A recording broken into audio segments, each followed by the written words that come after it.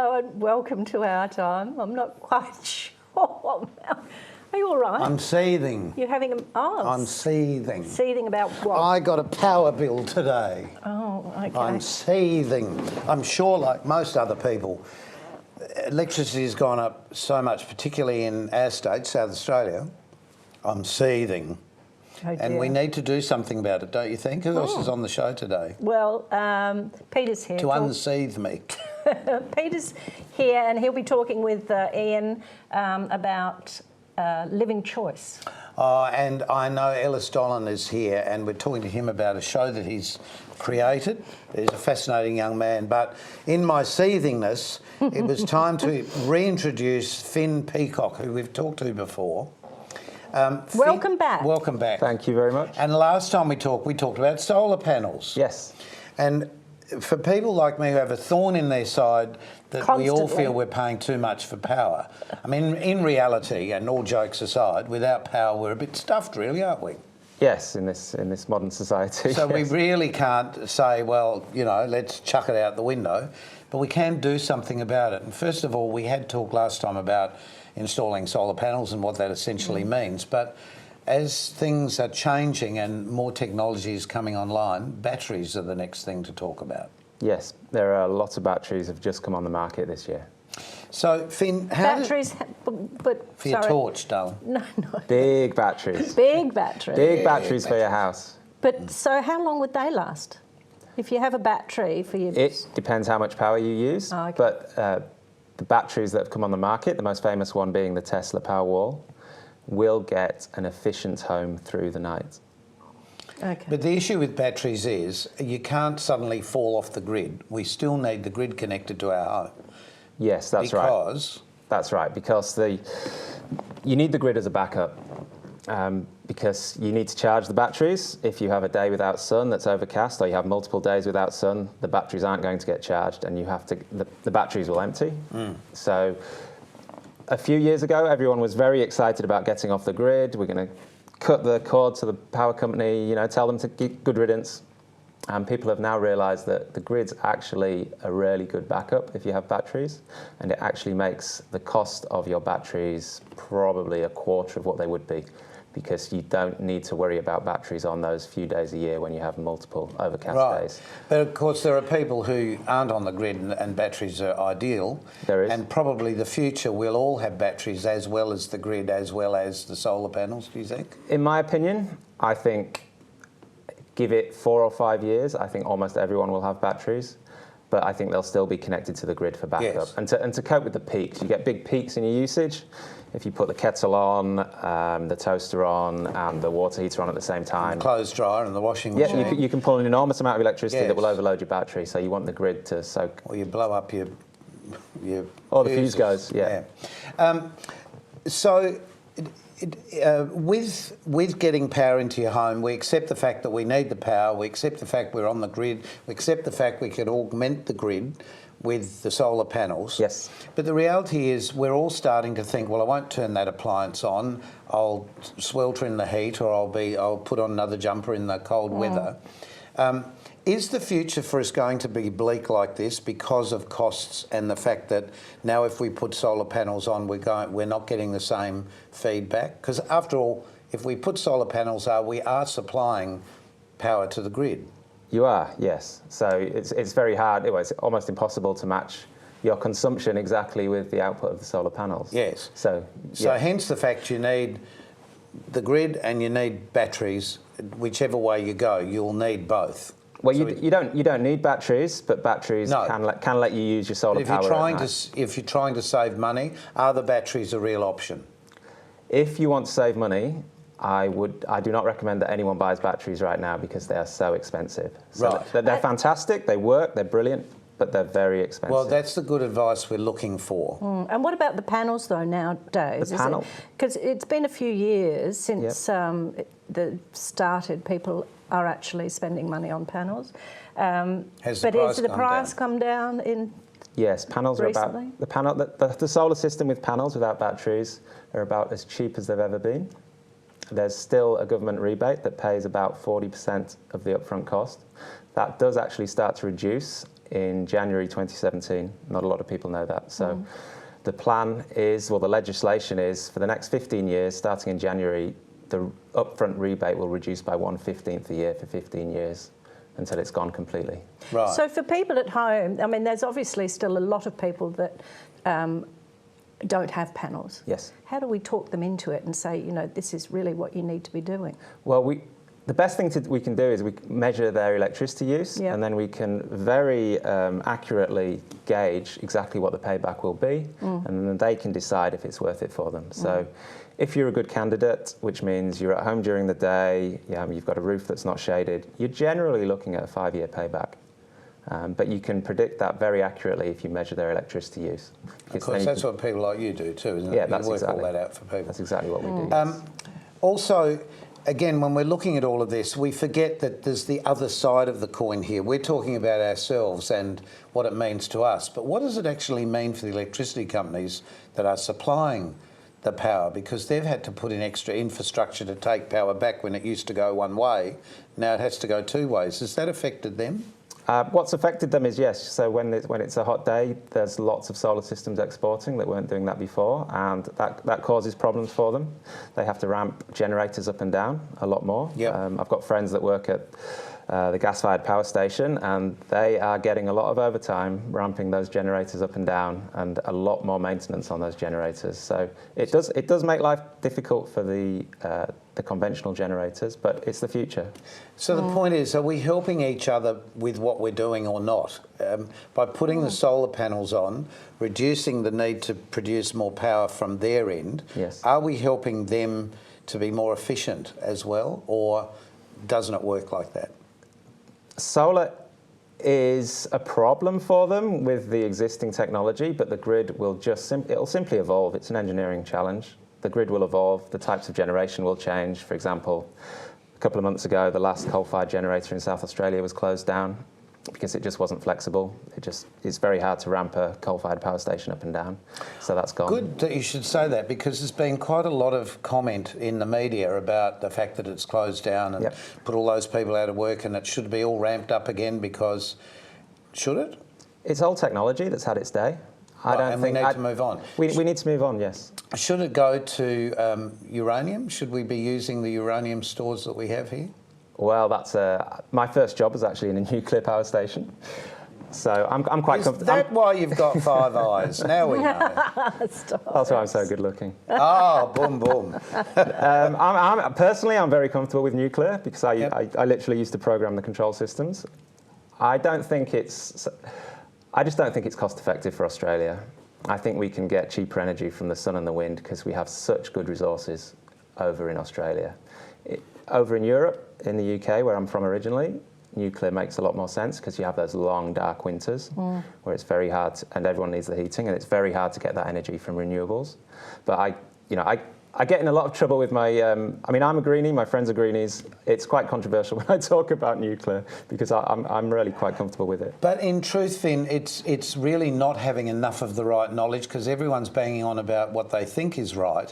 But that's the first time I've heard somebody make that very simple statement that in Europe it makes more sense. In Australia, where we've got sun, it probably makes more sense to go the solar option. That's right. We've got the best renewable resources in the world Exactly. between our sun and our wind. Yes. Okay, so if you've got questions about these sorts of things, it's probably a good idea you can Google people and find out the right information, somebody like Finn that can give you the best advice for your home. Thanks for being part of Our Time again, Finn. Anytime. Thank you. Thanks. Anytime. There's a new one we haven't used. Anytime on Our Time. We'll be back with Ian Tregonning in a moment. We're going to find out about Living choice. No, what is it? Independent living. independent I knew I'd living. get it right there. And then shortly after that, we'll meet Ellis Dolan.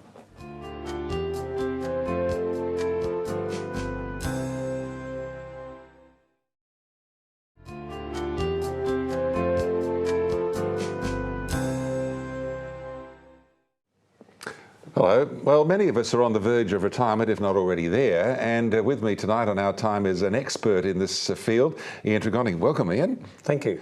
Now, why do people move into retirement homes? Is it because their old home is too high maintenance, or are there many, many factors? Generally, the main trigger is sometimes a health scare of one of the partners. More often than not, they're chasing security. They don't feel secure in their old home anymore. And thirdly, the house is too big to maintain and gardens. But once they get in, they realise one of the reasons that they didn't even think of for going in is the companionship. And the sense of community that you get within the village is quite unique. Now, you've been involved with this for some time now, and it's all sort of in-house. You design these villages yourself, build them yourselves, and they're one-stop shop. They're really quite luxurious. I mean, the standard is excellent, you're saying. The current generation that are moving into retirement, the baby boomers, are more discerning clientele than retirement village residents going back into the 70s and 80s. Yes. So they want bigger apartments or bigger villas, they want more facilities, they want a higher class of accommodation, they want a better standard of offer, and that's what we provide. We love that, and that's the general trend for the industry, to have bigger and better units and bigger and better apartments. And so you're not missing out on anything, really, are you? Absolutely. In fact, their quality of life once they move in is much greater. Their health is better. They're happier. We've got one couple that moved into Fullerton, and they moved in. They bought one of the better apartments, and they put their father in there. So they've got their father at 95, and they're in their 70s. And the father's actually said to me, he said, "This is fantastic. I feel like I'm on a permanent holiday. I hope I live forever." That's marvellous. Isn't it? It really is a lovely lifestyle. So, I mean, I don't know the numbers. If you could give us some stats on how many people are going to be needing this facility in the years to come. Well, as I said, there's a tsunami of the baby boomers coming. Coming up in 2030, there'll be 1 in 5 people will be over 65. So 20% of our population will be over 65. So they'll be eligible and out on age that they would be considering retirement. I mean, that's a massive figure. And in 2050, there'll be 8.1 million people. So that's a huge number. It's a big decision for people to make, obviously, and you say it does improve your health. I mean, as you get older, you think maybe you get a bit sad about your life or whatever you're thinking about. You need a bit of a G up, and these places that you have does just that. Well, happy people are healthier. And we find that we do satisfaction surveys, and we find the residents in retirement villages are much happier. So they're healthier. There's a number of facilities on site. A pool, so they can do aqua aerobics, a gym, Tai Chi, yoga, dancing. All of these activities that they get involved in that probably too difficult in their own home to get in a car and go and drive out to the local dance hall. But when it's in situ and you just walk down the passage or just walk within the village, they get more involved and become more active, and that of course improves their well-being. And doing things they probably never even thought, dreamed they would do. Absolutely. And I know I generally, we always do what I call a craft room, but depending on the village, the last village we built, they renamed it instantly the studio. And we have some very, very successful artists that have retired that are using our studio. Okay. Now we talk about, it's being like a cruise. You go on a cruise, everything's found, you go in, you lock up the door and Bob's your uncle. But when you go on a holiday from one of these places, the security aspect is good. It's turnkey, you lock the door.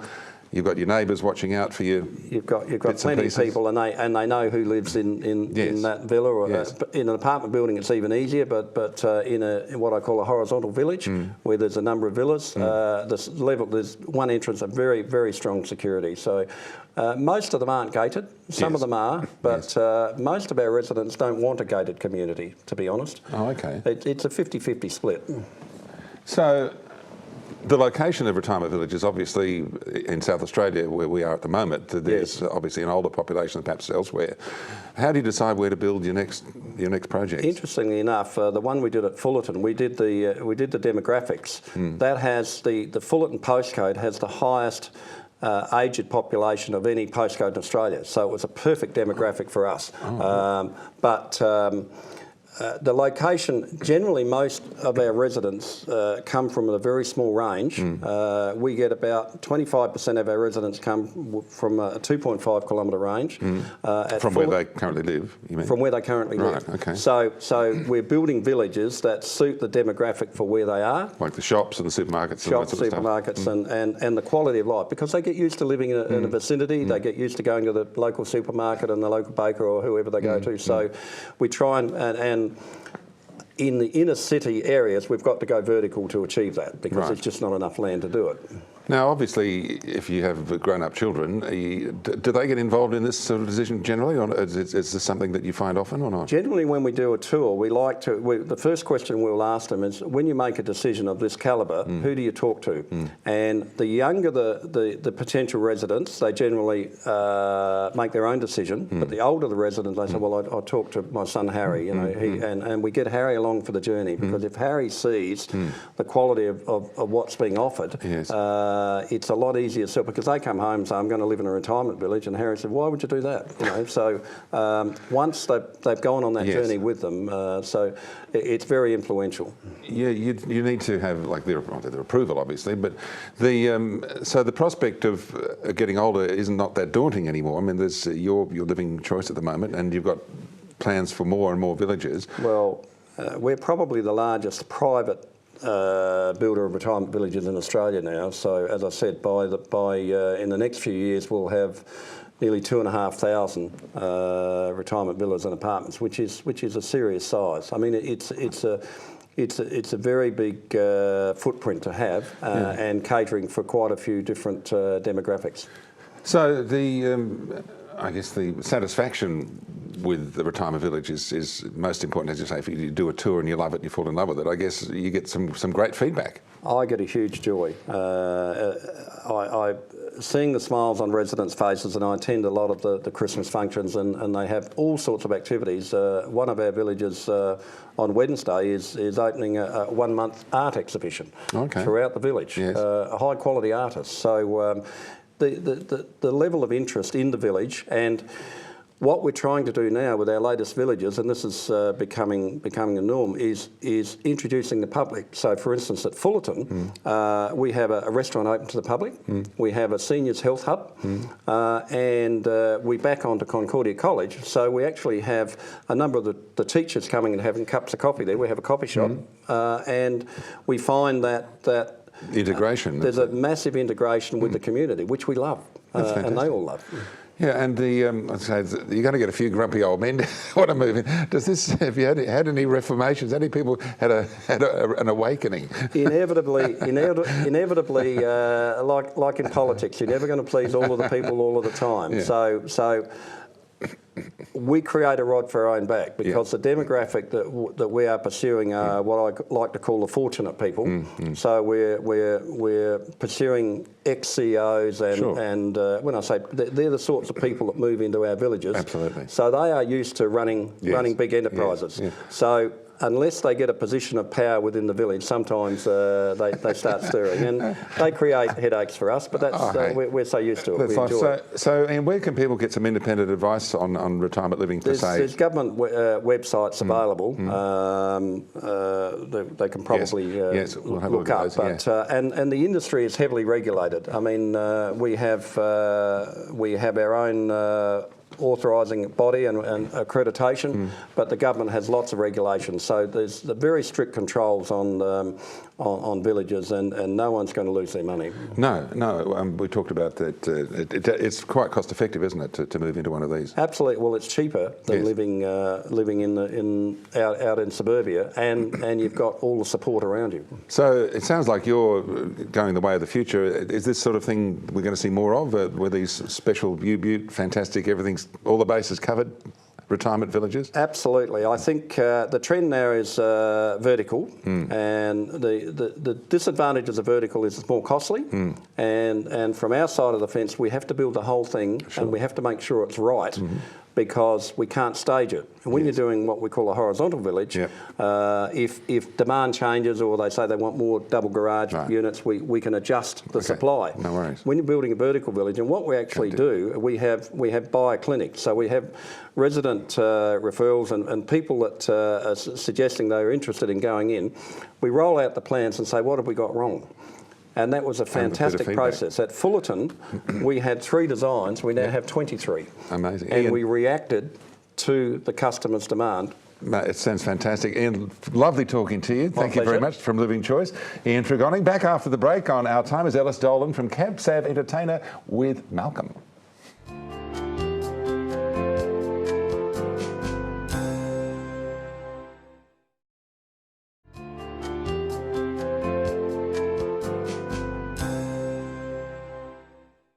Welcome back. Yes. We have a very special young man as a guest right now. This is Ellis Dolan. Hello. Ellis, why you're interesting to me was that you've created a cabaret show and the title is? Toxic Masculinity. And it's based around what? Essentially, it's a look at what society deems makes up a man or a proper man and how I personally don't fit a lot of those molds, so does that therefore make me less of a man or anything like that? So it kind of looks at that sort of thing from a bit of a... It's a very valid point, though. How does a young man identify with being a young man? Does he have to play football? Does he have to drink beer? You know, does he have to sire a million children? How do you, you know... I would personally say no to all of those things. Being a man means whatever you want. But to me, it seems like society has a lot of things like they have to be big, strong, and kind of rough and aggressive. And well, big maybe, strong is strong is questionable. But there's this idea that all men have to kind of be aggressive, and like the way to do things is to fight other people and things like that. And all of these things are really damaging, not only to other people but to the men who are kind of forced into that. Into that way of thinking. Because as a young man, Expectations. you've just gone through uni. And you've been studying. I studied creative writing up at Flinders Uni, and I got my honours in that. So I've done a lot of writing about things and reading about things, But you've also been doing a lot of singing. Yes. When did you start your singing? I think prenatally is probably the Poor mother. Yes. No, like it seems like a cliched answer, but I can't remember a time when I didn't sing. Singing family. I mean, is that where it comes from? Kind of. My granddad, my mum's dad, is really, really musical. And was that back in Scotland? Back in Scotland, right. Yes. My family are from Scotland. We moved out in '99 when I was about 7. So I've grown up here, but we've kind of gone back and forth, and so I've always had a bit of Scotland there, which has been quite nice. Well, the fact in this show you start in a kilt is interesting. Yes. Well, I don't Men get who wear skirts and sporrans. I don't get too many opportunities to wear the kilt, so... And nothing like having your handbag so handy. Exactly. When you think about it. Surprising. Well, there are no pockets in the kilt, so you need somewhere to put your phone. Exactly. I think that's what they were thinking back in You think that's olden times. Yeah. They were thinking ahead. Yes, but with the little knife in the sock as well. Very interesting stuff. Knife in the sock. Well, what's the story of the knife in the sock? It's got nothing to do with the show, but... No, well, I believe it's called a ski and do. That's what my mum and dad call it. And I think it's just a ceremonial knife. But that actually ties into the show a bit, because there's that idea that in the traditional Scottish dress you have to have a weapon on you. Interesting, isn't it? And it's an odd kind of thought when you think about it in that respect.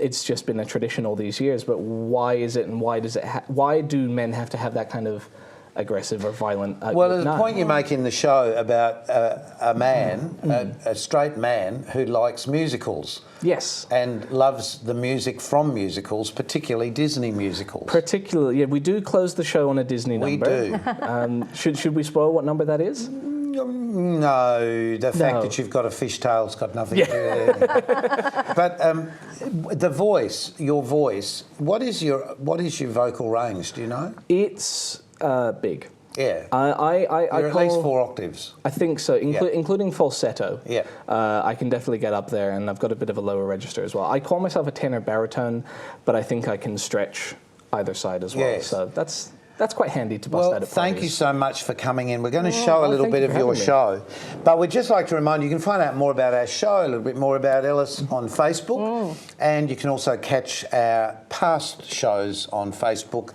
linking through to YouTube. Yeah.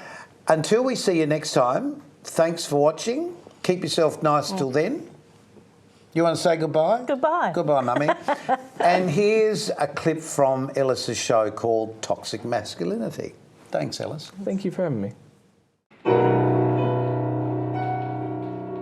Working hard to make a living, bringing shelter from the rain. Oh, he's a working class man. For starters, it's not a skirt, it's a kilt. It is the traditional garb of my warrior ancestors. You all knew that, we're all adults here. But if it was a skirt, why would that be an issue? He'll eat nutritious, high protein and swallow raw eggs to work out his shoulders, his chest, arms and legs. Such strenuous living, I just don't understand.